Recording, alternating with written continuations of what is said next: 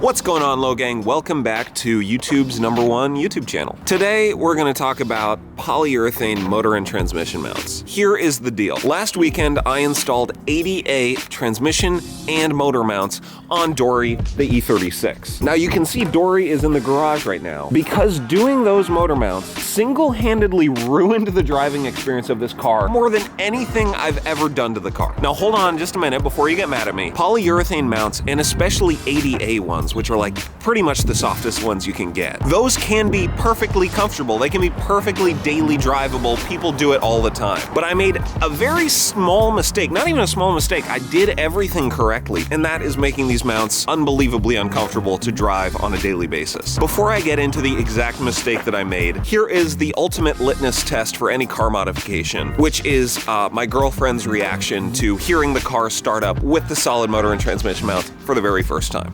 Is it recording? Yeah. Are you ready? Yeah. Oh, God. What do you want me to film? Maybe over this way? Perfect. You also don't need to hold it up to your eye. You always do this, though. I do it. Yeah, you're right. All right, you ready for the And my full glasses experience? are so fogged up, I can't see anything if I don't. Okay, you don't need to really see anything. You just need to hear it. Oh, it's like vibrating. It's worse. No, that wasn't terrible. It wasn't terrible. And this is, if it were like this all the time, It'd be okay. I could, yeah. Oh, God.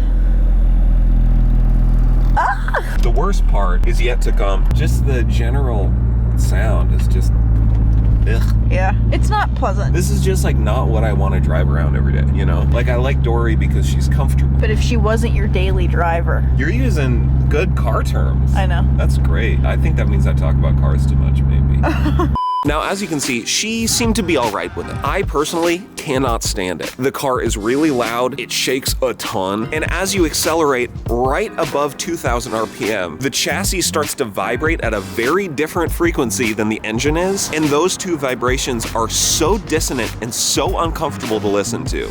I'm being really dramatic, but it's not fun. On a track car, it would be fine. On a daily driver, no good. So here's what I think happened, and I also have an idea on how to maybe make it a little bit better. So thing number one, it's very simple, but I just over-tightened the transmission mounts. We're gonna get under the car in just a second, and I'm gonna show you all of this firsthand, but I want you to know that I followed the torque spec. I only torqued it to 10 foot-pounds, which is very light, especially for something that's holding in the entire transmission. But that torque spec might not be the most reliable way to tighten your transmission mounts, and I think there is a better way to do it based on how much the transmission mount deflects, like how much it squashes down. I think that is generally a better way to know if your transmission mounts are too tight or too loose. Also, inherent to the design of a lot of transmission mounts, especially BMW ones and E36 ones, is that most aftermarket options have a through bolt design. And that means that inherently, it's going to transfer more vibration from the transmission into the car cabin than the stock design, which is basically a piece of rubber with two bolts stuck to either end that never touch. Once we get under there, I'm going to show you what I'm talking about. Sorry for blabbering. Let's get the car up on jack stands and see if we can fix this.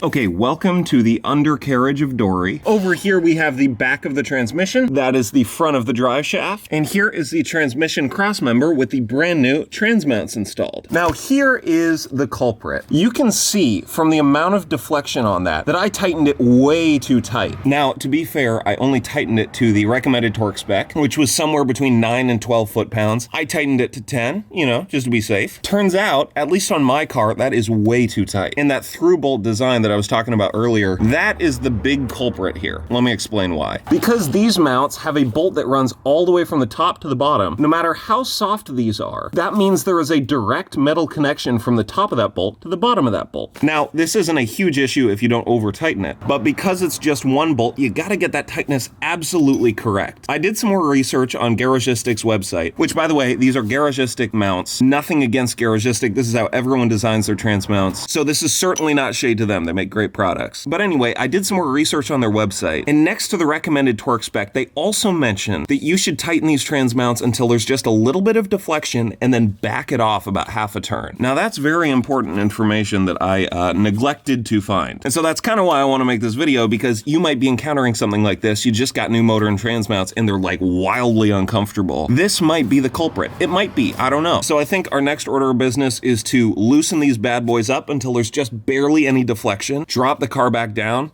see if that changed anything. I don't know. And you know, the ultimate test, once we get this all done, is to take my beautiful girlfriend out for a ride in the car and see if she notices a difference. Because my tolerance for annoying car stuff, I think, is much higher than hers. She is a much more reasonable person who could give us a much more reasonable answer. Anyway, I got my two 13 millimeters here. That's all I'm gonna need to adjust this. And I'm not even gonna use a torque wrench. I'm just gonna wing it. Is that a bad idea? Maybe. Nay. Probably. But honestly, it's so bad right now, it couldn't get much worse. Let's do it.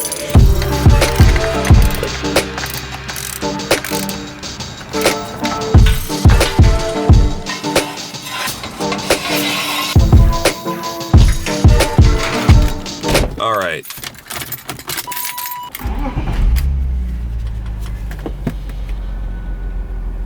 Okay, so far, and I don't want to jinx it, it's much quieter. It's definitely still rumbly, I guess, but it's not like loud and jarring, you know? And we definitely know that if you're gonna get poly mounts, don't over tighten them like I did.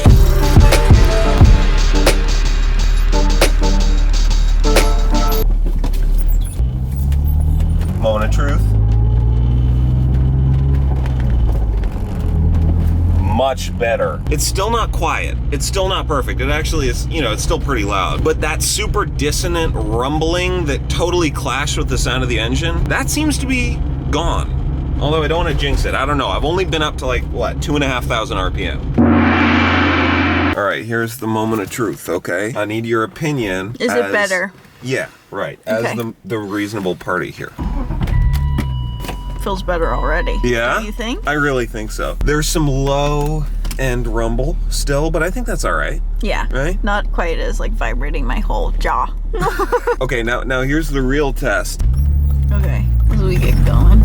As we get going, you remember that really aggressive rumble? It feels much lighter now. Okay, I'm glad to hear you say that, but I appreciate your input, girlfriend. Good job, Logie. Thank you so much. I really appreciate it.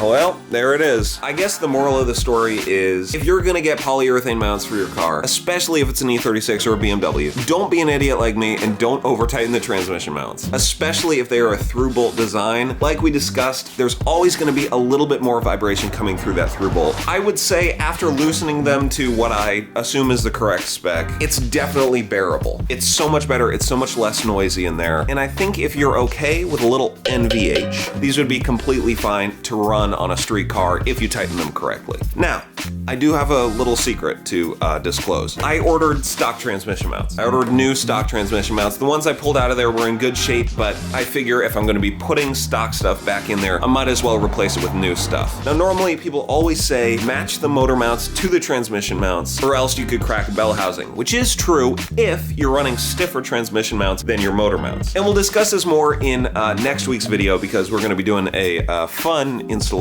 of the chassis mount shifter, but you're gonna have to come back for all of that. So, you know, I know you're already subscribed, but make sure that you come back next week. Anyway, I'm gonna run stock transmission mounts with polyurethane motor mounts, because what I'm really after is the optimal daily driver enthusiast-oriented car. And right now, even with the correctly adjusted transmission mounts, these poly mounts are just a little bit too noisy for my liking. That said, you might have a higher tolerance for NVH and general noisiness when it comes to your car, and maybe you like that more kind of race car feeling with a bunch more resonance and a bunch more vibrations all over the place. But if you're like me, you might want to consider running a combo. Check back next week. We'll see how that drives in comparison. I hope this was helpful if you're considering poly mounts for your car. I know it's a huge topic. This is just one tiny piece of it that I thought I should share, because I like to share, you know, when I mess up. I think that's important as car enthusiasts and E36 people in general. We gotta share when we screw stuff up, so that then, you know, other people don't screw it up too. Anyway, that's it for today's video. If you liked the video, make sure to like the video. If you really like the video, make sure to subscribe. I make a new video every single week. Thank you so much for spending your time watching this video, and I will see you next time. Peace.